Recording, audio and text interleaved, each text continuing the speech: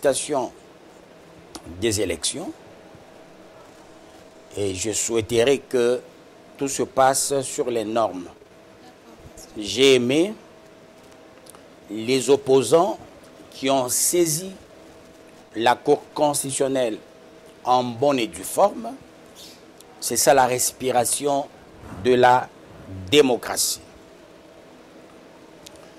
La question posée sur la vraie histoire Katangé Kassaïen. J'avais voulu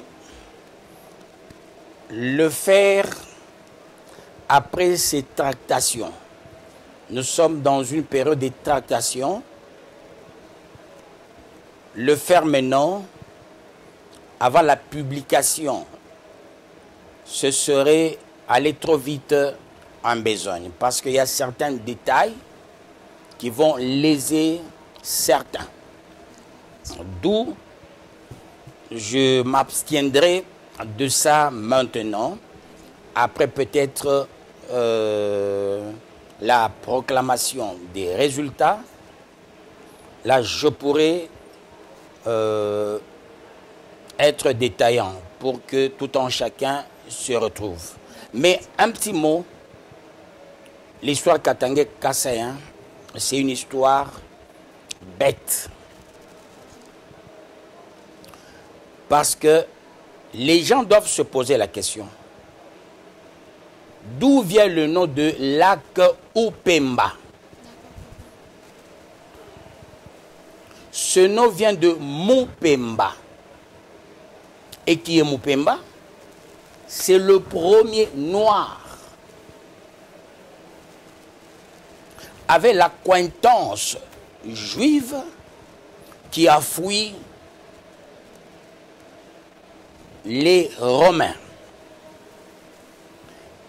Il est venu ici au Congo, plus précisément au Katanga. Là où il y a le lac Upemba. C'est là où Mupemba était installé. C'est de Mupemba d'où est sorti tous les Congolais. De Mupemba. Au niveau de lac Upemba. Hormis les peuples, comment on appelle, pygmées, qui étaient déjà ici. Mais les peuples pygmées étaient au Congo. Le Congo était trop grand pour eux. Ils n'ont pas pu occuper toute l'étendue. Avec l'avènement de Mupemba, je vais expliquer cette histoire, qui est le premier enfant de Mupemba, deuxième enfant de Mupemba, et toutes les tribus comment ont commencé. Et après, c'était l'époque des empires. Après l'époque des empires, l'époque de la colonisation. Avant la colonisation, il y avait l'arabisation. Une période arabisée. C'est ce qui a fait que nous parlons Swahili. Le Swahili est entré chez nous par l'effet des Arabes. Après la période de l'arabisation, maintenant il y a eu la période de la colonisation. On appelait une colonialisation civilisatrice. Avec une dose interventionniste à tout le niveau. Je serai trop détaillant prochainement. Merci beaucoup. Papa, aujourd'hui, on a vu il y avait des désordres par-ci, par-là sur les réseaux sociaux concernant les votes qui sont passés hier. Il y a d'autres candidats qui déplorent déjà, qui se plaignent déjà qu'on vole des votes, des corruptions. Et il y a même d'autres députés qui disent non, seulement les Kassaïens, donc par rapport aux tribus encore qui s'est passé.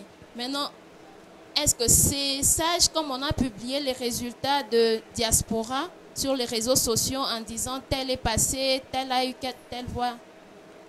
C'est la loi qui le dit. Et c'était les opposants qui ont martelé là-dessus. Tout d'abord, c'est la loi. Après, les opposants, ils avaient dit, pas même, on ne peut pas dépasser pas même une journée. Si on dépassait une journée, on va déboucher à la transition sans Tshisekedi. Les mêmes opposants, ils sont en pleine campagne. Ils ont demandé si on peut faire une rallonge. Ça s'appellerait violation.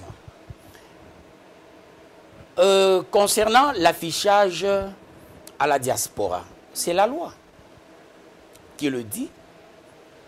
Après vote, on doit afficher bureau par bureau. Et on a affiché. On se plaint, on dit les Kassaïens. Je l'ai toujours dit. L'événement Katangé Kassaïen donne beaucoup d'avantages aux Kassaïens. Okay. Quand on dit diaspora, toi, quand ce sont les Kassaïens. C'est pourquoi j'ai toujours dit à mes frères Katangé, ne donnez pas l'occasion. Aujourd'hui, un Katangé qui cherche son visa et un Kassaïen, on va donner au Kassaïen le visa. C'est ce que l'homme blanc cherche. L'homme blanc, qu'est-ce qu'il veut?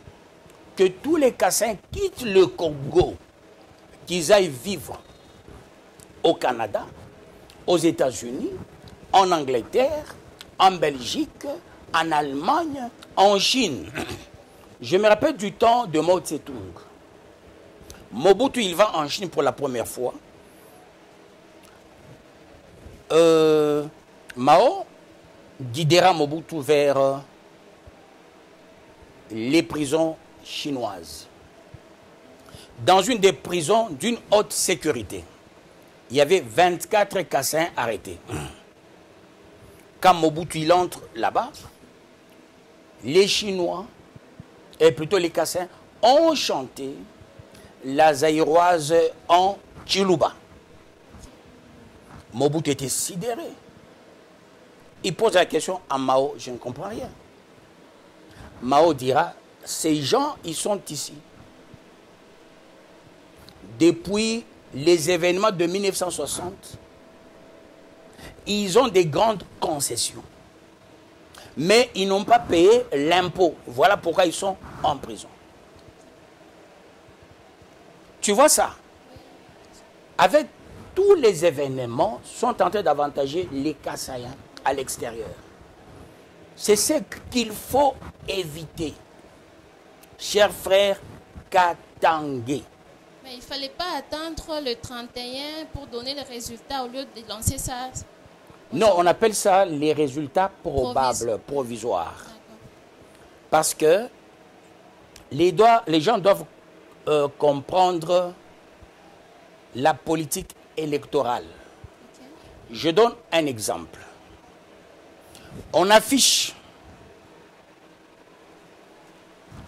on dit Jean-Pierre a 100 voix. Ngoï a 90 voix. Je ne sais pas si c'est qui, Jean-Marie a 80 voix. Déjà, le numéro 1 qui en a beaucoup, il va dire j'ai gagné. Non, ce n'est pas comme ça. La politique électorale. Qu'est-ce qui se passe? Il y a ce qu'on appelle le processus compilatoire, c'est-à-dire la phase de la compilation. On tient compte premièrement du seuil de représentativité. On tient compte aussi des grands électeurs. Tu as 100, mais tu es venu de quel parti politique et le parti à quel poids? Celui qui a 80, s'il vient de l'ensemble de Moïse a un poids. S'il vient de l'UDPS de Tshisekedi a un poids. S'il vient de MLC le MLC a un poids. S'il vient de truc de Bahati, le Bahati a un poids. Le poids, comment on le calcule? C'est sur base des nombres de députés qui sont dans l'hémicycle. Alors, si quelqu'un de Fayoulou sort, Fayoulou, il n'a qu'une seule personne à l'Assemblée nationale. C'est là que les gens crient à la fraude. Hein? Aux États-Unis, on parle des grands électeurs. À l'université, on parle de la pondération. Ça se fait aussi en matière électorale. C'est là qu'on fait la compilation. Il y a une formule compilatoire. C'est-à-dire, ce qu'on affiche, ça ne te donne pas les atouts. Tu te dis, à Cambodge, je suis numéro 1. Mais tu es sur quelle liste? Le numéro 1 de Cambodge, s'il est sur la liste UDPS, il est sur la liste Ensemble, il est sur la liste du parti de Bahati AFDC, il est sur la liste de MLC, UNC. Il n'y a que ces partis-là qui constituent des partis d'éproux à grande pondération. Quand on fait la compilation, ils sont avantageux. Maintenant, quelqu'un qui est dans un parti d'Adel Kainda, parti, je ne sais pas, d'Ako, parti de Mouyambo, parti, même si tu fais beaucoup de points, quand on va compiler, tu ne vas pas passer. Maintenant, les gens vont crier à la fraude. Parce qu'en matière électorale, la fraude est électorale. Quand on entend par fraude électorale, on entend par fraude électorale tout acte posé allant à l'encontre des normes préétablies en matière d'élection. Le droit électoral et la politique électorale. Il y a aussi la diplomatie électorale. De ce fait, il faut connaître tous ces rouages pour comprendre on est le vrai gagnant. Dans le cas contraire, je vais donner l'exemple. Nous avons prié avec Vital la fois passée. Oui, oui. Il avait battu à plate couture tout le monde. Oui. Je lui avais dit, tu es dans un parti là où il n'y a pas un seuil de représentativité, de 1. En matière aussi de la politique électorale, quand on va compiler, tu n'es pas parmi les grands partis avec les grands électeurs. D'où tu ne vas pas passer.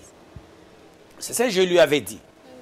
Il m'a présenté, il dit, papa, regarde, j'ai gagné là. J'ai dit, c'est bien beau. C'est pareil à l'université.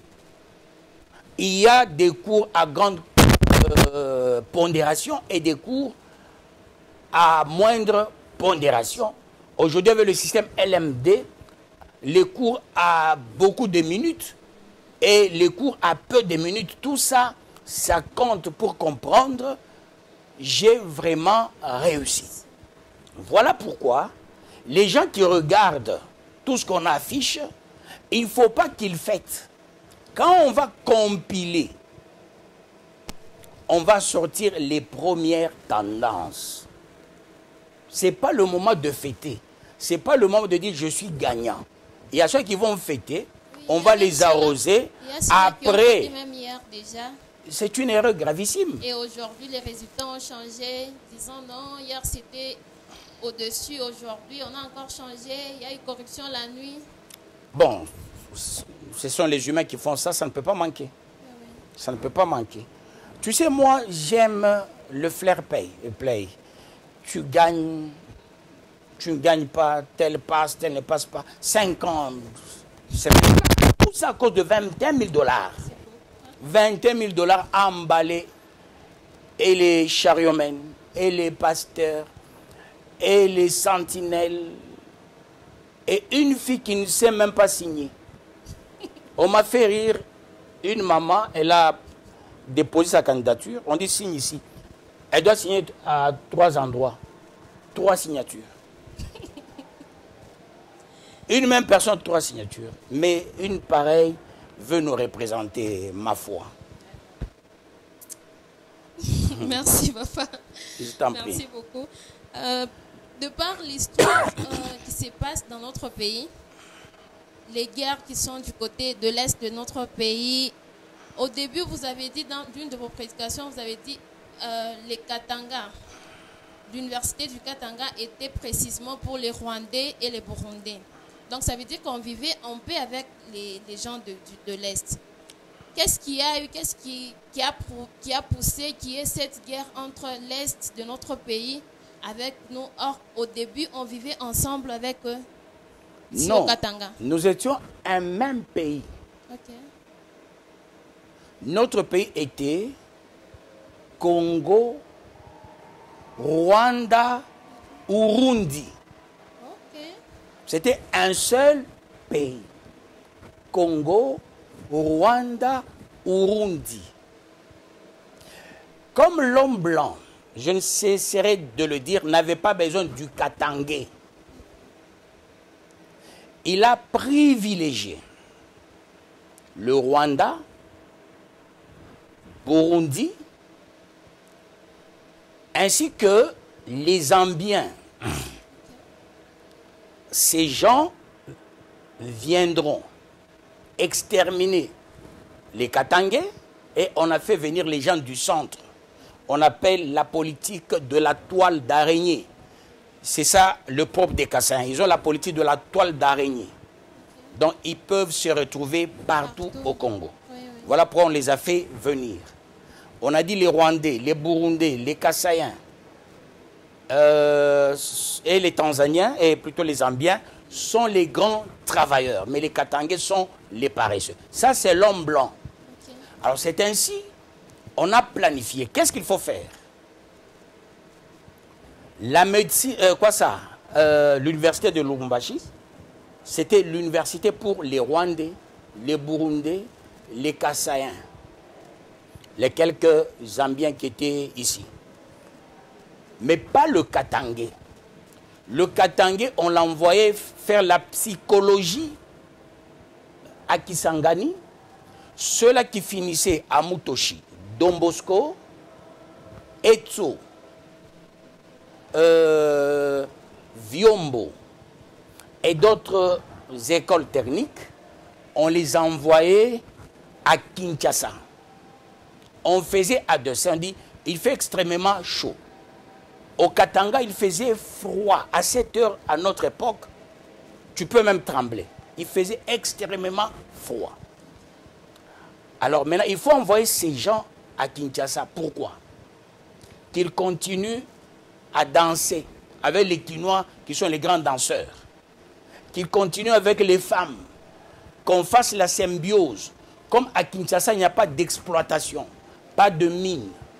Qu'on prend les gens d'ici, on les amène là-bas, qu'ils soient dans des fêtes, bières et autres, dans l'entretemps le Katanga, avec les Kassaïens, les Rwandais, les Burundais, les Zambiens et les quelques Tanzaniens. C'était fait à dessein. Et l'université de Lubumbashi était pour les précités. C'est comme ça que c'était fait, à dessein. Tu constateras, toi tu n'as même pas cet âge pour comprendre certaines choses. À notre époque, le PDG de la GECAMINE, s'il n'est pas un blanc, il doit être un Kassaïen. Le PDG de la SNCC, s'il n'est pas un blanc, il doit être un Kassaïen. Tous les directeurs des sociétés, soit c'est un blanc, soit c'est un Kassaïen, soit un Rwandais, soit un Burundais.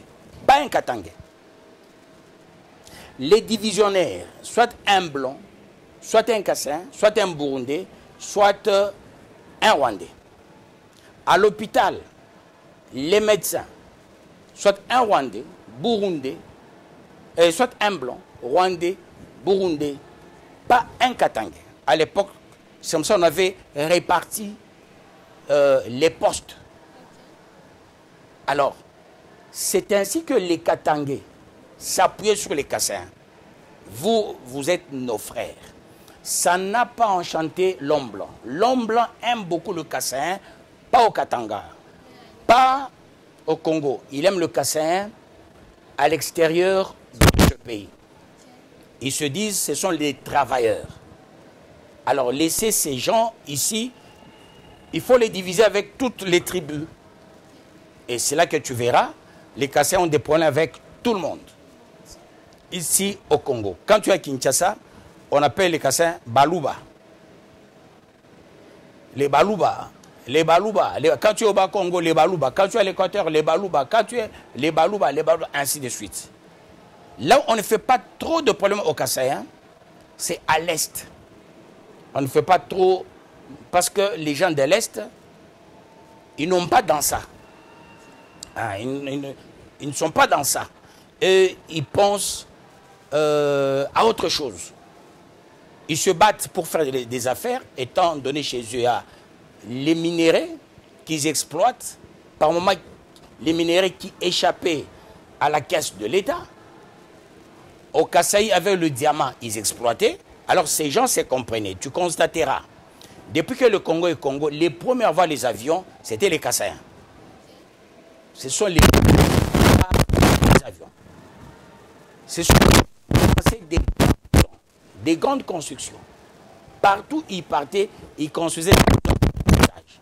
Mais il y avait un édit qui était sorti. C'est lui qui osera construire au Kasaï une grande maison, on le tue.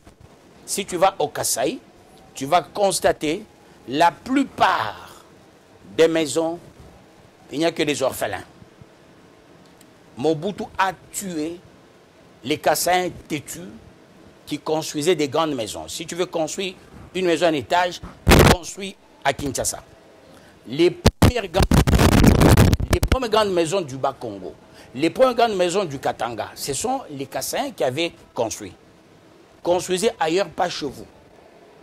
Si tu oses développer le Kasaï, ça c'est l'homme blanc qui avait sorti son édit, tu oses développer là-bas, on te tue. Développer ailleurs, pas au Kasaï. Pourquoi? Parce qu'il y a des minéraux aussi stratégiques. Le Kasaï a 2 saisons.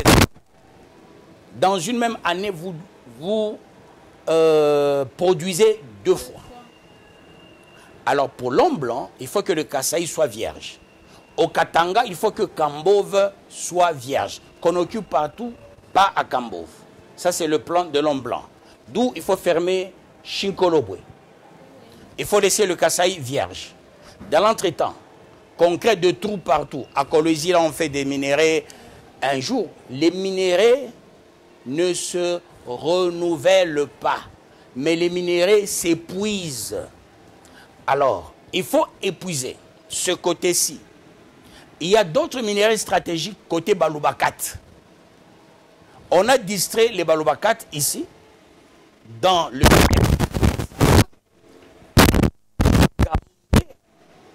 et Babé. On a tout le monde. Mais stratégique. Côté est des minéraux stratégiques. Mais tout le monde a regardé les minéraux de Basanga, de Babemba et de Kaonde. Ce sont eux les propriétaires de tous ces minéraux. Kolwezi, tout ça.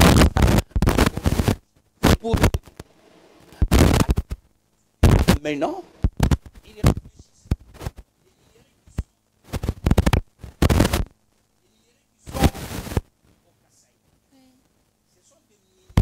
qui ne demandent pas beaucoup de pollution. Tout dans les gens. On va oublier ici, il y aura des lacs partout. Et on va partir chez les Baloubakat. C'est pourquoi, à un moment donné, on a créé une... On les remplace. De l'autre côté, les vrais Baloubakat, on les a exterminés. Tu comprendras dans la politique au Congo, quand les rebelles de toutes parts réclament, on les intègre dans l'armée, les rebelles de l'Est. les rebelles du Rwanda. Mais les rebelles du Kasaï, les rebelles du Katanga, jamais ils sont intégrés dans l'armée. Pourquoi ces deux poids et deux mesures? C'est une stratégie à l'horizon 2030, à l'horizon 2050, parce qu'on va former une armée suicidaire avec certains Balouba 4 et certains Balouba du Kasaï. À l'horizon 2030-2050, ils ont subi une formation importante. Mais qu'est-ce que le diable a fait? Comme le Rwanda nous infiltre. Notre émission, quel est votre mot de la fin? Je n'ai pas de mot de la fin, étant donné que nous travaillons chaque jour. D'accord, papa. Partiellement, qu'est-ce que je peux dire pour aujourd'hui? Je souhaiterais à ce que les politiques soient consciencieux, surtout pour le destin, l'avenir de ce pays. Évitons l'égoïsme, l'égocentrisme.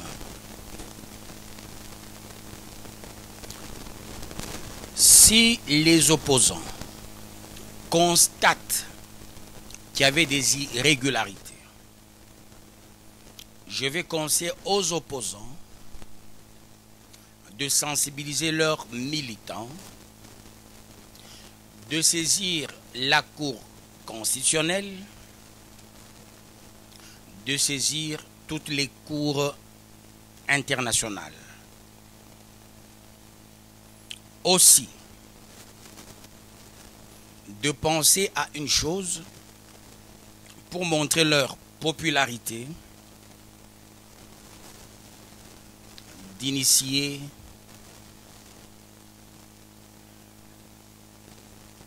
un rassemblement des signatures. Ce serait la meilleure des choses. Dans le cas contraire, parce que jusque-là, on n'a pas encore publié qui est sorti, bien qu'il n'y a pas encore de tendances en politique électorale, en droit électoral. Les tendances sont publiées par le président de la CENI. Il va le faire demain dans la salle Bossolo, à la RTNC. D'où, chers leaders d'opinion, cherchez la paix. Le Congo, on est en train de le reconstruire. Les Belges ont posé une pierre. Kasavubu, une deuxième pierre. Mobutu, une troisième pierre. Mouzé, une quatrième pierre. Joseph, une cinquième pierre. Tshisekedi, une sixième pierre. Gardons ces 6 pierres comme base. Demain, c'est tel ou tel. Mais je suis en train de réfléchir, vous les politiciens. Par moments, vous êtes des égoïstes, vous tous. Il faut qu'on vous donne une carte rouge, vous tous. Vous devez vous reposer. Le Congo avec les politiciens, ça ne tient pas la roue. Parce que les politiciens, on l'a vu lors des meetings. Quel message? Lors des meetings, comment étaient les répondants? Les attaques contre nature.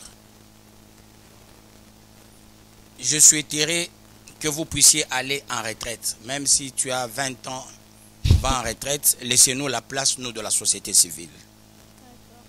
Pour que nous puissions reprendre la chose à main. Et nous allons faire mieux. Il faut nous observer quand nous allons reprendre le pays à main, comment ça sera? Nous allons prôner la vraie unité, le vrai amour. Il y aura un patriotisme avec une dose céleste et non le tribalisme à outrance, et non un leadership de positionnement, un leadership de destruction. Je parle et de ceux de l'opposition et de ceux de la majorité. Il est temps, s'il vous plaît, d'aller en retraite, de nous laisser nous, parce que Dieu nous a laissé ce pays, que nous puissions diriger aussi ce pays. Ce serait une des meilleures des choses. Mais néanmoins, ce que vous avez fait, il faut que ça soit la dernière fois pour vous tous. Que vous vous reposiez un peu. Regardez ce que nous allons faire. Nous allons corriger beaucoup de choses. Et le pays va avancer. Voilà ce que moi, je peux dire comme mot de la fin. Parce qu'on en a marre. Oui, oui. À chaque cycle électoral, Toujours des problèmes. il faut qu'une personne meure. Oui. Il y a un homme intelligent, un juriste comme moi, maître de l'ensemble qu'on a tué au Maniema. Il est parti comme ça. Il a laissé la femme. Ça me fait très mal. Chaque fois il y a les élections,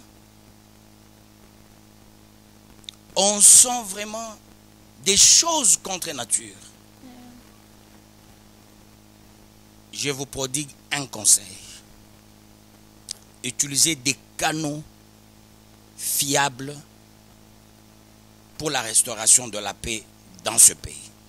Voilà ce que moi je peux dire. Peuple congolais, j'ai un double langage. Quand je parle en tant qu'un homme spirituel, quand je parle, j'ai aussi un côté humain. Le côté humain me fait très mal voyant des papas. Par moment, au meeting, il n'y a pas leur enfant. Par moment, dans les marches, il n'y a pas leur enfant. Mais hélas, ce sont des pauvres messieurs qui chantent, qui dansent, à qui on donne 1000 francs, 2000 francs. Et vous voulez continuer? Non. Cette fois-ci, acceptez-vous, corrigez-vous, cherchez le bon cadre, qu'on nous respecte partout dans le monde. Ce sont des bonnes guerres, mais utilisez des canaux vitaux de réclamation. C'est la Cour constitutionnelle. J'ai dit que le bon Dieu bénisse ce pays. Amen. Merci beaucoup, papa. Merci pour votre présence. Merci, chers abonnés. Restez branchés. Connectez-vous massivement pour ne rien rater de Pasteur Don de Dieu Kaladi. Bye et à la prochaine.